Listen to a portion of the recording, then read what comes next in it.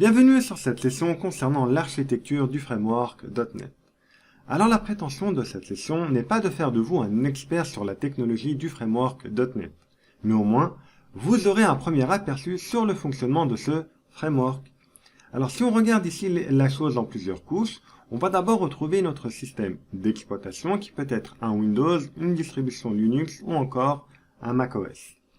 Ensuite, vous allez retrouver le framework .NET par-dessus le système d'exploitation. Et au-dessus du framework .NET, vous allez avoir PowerShell qui va donc pleinement s'appuyer sur les frameworks .NET pour son fonctionnement. Alors ici, on va faire un petit zoom sur la couche du framework .NET. Ce que vous allez retrouver à l'intérieur du framework, ce sont les bibliothèques de classe.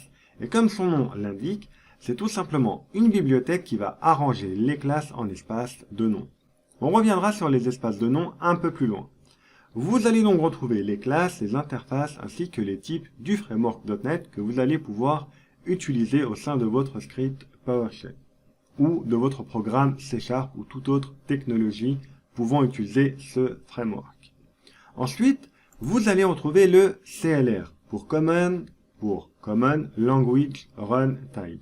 Le CLR, c'est tout simplement l'environnement d'exécution qui va exécuter le code et qui va offrir un certain nombre de services qui simplifient les processus de développement. C'est donc le CLR qui se chargera de traduire à la volée votre code en bytecode. Le bytecode est tout simplement un code intermédiaire entre le code source et le code binaire qui est interprété par le CLR. Donc, les bibliothèques de classe et le CLR sont les principaux composants du framework .NET.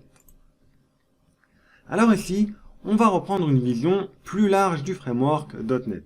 On va se baser sur la version 5 qui sortira donc en novembre 2020. Donc ici, vous allez avoir le .NET standard qui va être bâti autour d'une infrastructure qui sera composée des composants runtime, comme par exemple le CLR qui sera donc l'environnement d'exécution. Vous allez également retrouver les différents compilateurs, comme par exemple les compilateurs pour Visual Basic, C#, etc. Et ensuite, vous allez retrouver les différents langages qui s'appuient sur ce framework. On va donc retrouver le C#, le Visual Basic et bien entendu PowerShell. Donc, le framework .NET 5 repose sur cette infrastructure. Alors, qu'est-ce que vous allez pouvoir bien faire avec ce framework? Eh bien, beaucoup de choses et vous allez pouvoir développer pour différentes plateformes et pour des projets de toute nature. Et oui, donc en premier lieu, vous allez pouvoir développer des applications bureautiques et graphiques en utilisant WPF, Windows Form ou encore UWP. Vous allez également pouvoir développer des applications web très robustes grâce à la technologie ASP.NET.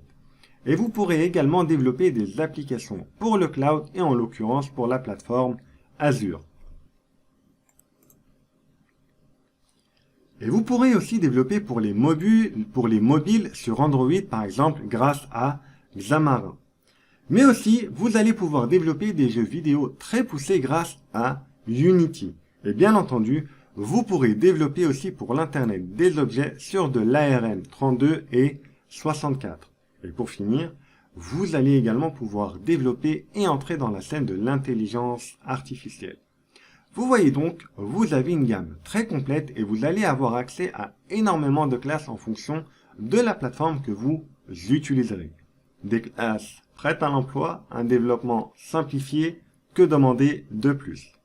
Alors pour utiliser toute cette infrastructure, vous avez donc des outils. Par exemple, vous avez Visual Studio qui est une plateforme de développement très complète et qui vous permet de développer en utilisant plusieurs langages de programmation.